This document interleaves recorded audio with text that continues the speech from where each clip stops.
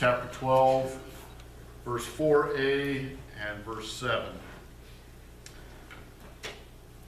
There are different kinds of gifts, but the same Spirit distributes them. There are different kinds of service, but the same Lord. There are different kinds of working, but in all of them and in every one is the same God at work. Now to each one the manifestation of the Spirit is given for the common good. This is the word of God for the people of God. Now we've all heard about giving our first fruits to God. When we hear this, we generally think about tithing. And when we think about tithing, we think about just giving our money. But tithing actually goes a lot deeper than that. 2 weeks ago, we learned that part of our giving includes giving of our time to God and giving our time to others. So today, we'll be looking about giving our talents. In the slideshow, you saw how people from our church went down to Tennessee to Mountaintop to use their talents that they had, and looked like they were putting siding on and doing painting and electrical work, so they were able to use the talents that they had and give them generously to those that are in need. So we are to give with gratitude for what God has given to us. And we want to return a portion of what we do best, our best abilities, our greatest talents, and our spiritual gifts.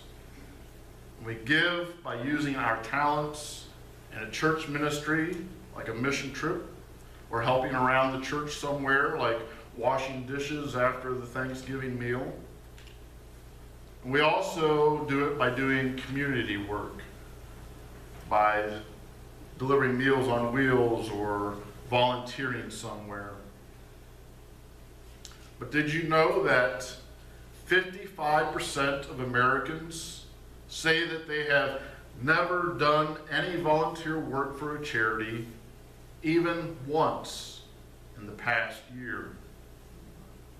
Now, for those that attend church at least once a week, they said that 36.1% of them never once contributed their time or talents to a charity in the previous year. Of those who do volunteer, 2 out of 5 volunteers become involved with the organization for which they do their volunteer work on their own initiative. They seek it out. About 44% of people that volunteer with an organization are asked to become a volunteer, most often by someone that is involved in that organization. Now, we all have our reasons for not volunteering. They're kind of like the same reasons we have for not giving our time. The Bureau of Labor says that the reason people don't volunteer are 44% of them say it's a lack of time.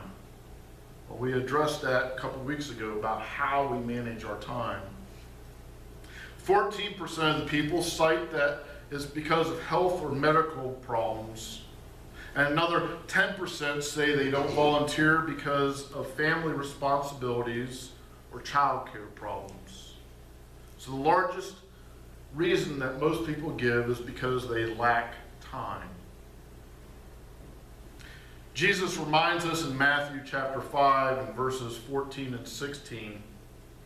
He says, "You are the light of the world. Let your light so shine before men that they may see your good works and give glory to your Father who is in heaven." The Apostle Paul wrote to the church in Romans. He wrote in chapter 12, verses 6 through 8, "Having gifts that differ according to the grace given to us, let us use them. If prophecy, in proportion to your faith. If service, in our serving, he who teaches in his teaching, he who exhorts in his exhortations, he who contributes in liberality, he who gives aid with zeal, he who does acts of mercy with cheerfulness. Along with making excuses of not having the time to do it, we also make the excuse that I'm not talented in anything. Martin Luther Jr. once said, "Every person must have a concern for self and feel a responsibility to discover one's mission in life. Potential powers of creativity are within us. We have a duty to work assiduously to discover these powers." Each and every one of us today have some sort of talent that God has entrusted to us. Joanne Chittiser wrote, "There is no soil that grows everything. The earth that is fit to cultivate roses is not fit to grow vineyards. But that doesn't mean it's not good earth. Humility requires that I develop what I am rather than pretending to be what I am not." There is perhaps no other area in the life of the church that is more misunderstood than the mystery of talents. Some may call them natural gifts. Others may say they're spiritual gifts or simply talents. But what we're talking about is that reservoir of abilities, those inclinations, those predispositions, our spiritual, our psychological, our genetic and environmental makeup that are embedded in each person. Some talents are apparent and others are not. Too often we feel like we must do something very altruistic and daring, when in fact this is not at all keeping with who that person is, the talents that they might have. An example of this would be many years ago, I was attending the Worcester United Methodist Church.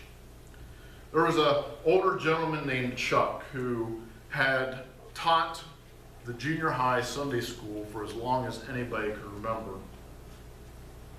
He asked me one day, "Would you be interested in helping me teach the junior high Sunday school?" I thought, yeah, I can teach. I've taught adult Bible studies. I've done the disciple program. I've taught in other areas. I'll go teach with the junior high. I quickly learned that teaching is one of my talents. Working with junior high kids is not.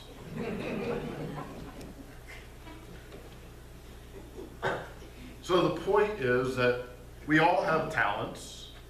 We need to figure out where we can plug them in. I know many of your talents, and I've approached you and asked you about different things. I know that you may be talented in this area, but you need to figure out, am I talented also in this area too? We have many talents scattered throughout this congregation this morning.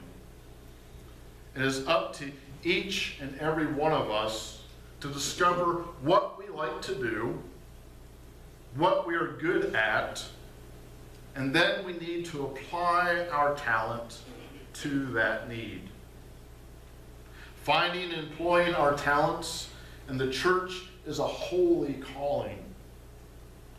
That calling must be in tune with who the individual is, what talents that they possess, and realistically, how much of themselves that they're able to invest. It is meritorious for a person to see a need and to go straight forward and meet that need. But in order for that person to be sustained in that ministry, They must first place themselves before God and look honestly at who they are, not who others might think that they should or could be. God doesn't ask us what is not already within us. And God eagerly awaits in return of the various talents that He has planted in each and every one of us. Every one of us has at least one special talent given to us, entrusted to us by God. In 1 Corinthians chapter 12, verses 12 through 20, the Apostle Paul wrote this: "Just as a body, though one, has many parts, but all of its many parts form the one body, so it is with Christ. We were all baptized by one Spirit, so as to form one body, whether Jews or Gentiles, slave or free, and we were all given the one Spirit to drink. Even so, the body is not made up of one part, but is made up of many. Now, if the foot should say, 'Because I'm not a hand, I do not belong to the body,' it would not for that reason stop being part of the body. And if the ear should say, 'Because I'm not an eye, I do not belong to the body,' it would not for that reason stop being part of the body. If the whole body were an eye, where would the sense of hearing be? If the whole body were an ear, where would the sense of smell be? But in fact, God has placed the parts in the body, every one of them, just as He wanted them to be. If we were all one part, where would the body be? As it is, there are many parts, but one body." That's all of us. We're not all ears, we're not all eyes, we're not all feet, we're not all hands. But God has placed each of us here because of our gifts and our talents. Henry Van Dyke said that, "Use what talent you possess. The woods would be very silent if no birds sang except those that thought they sang the best." This morning, I'd like for us to continue in our video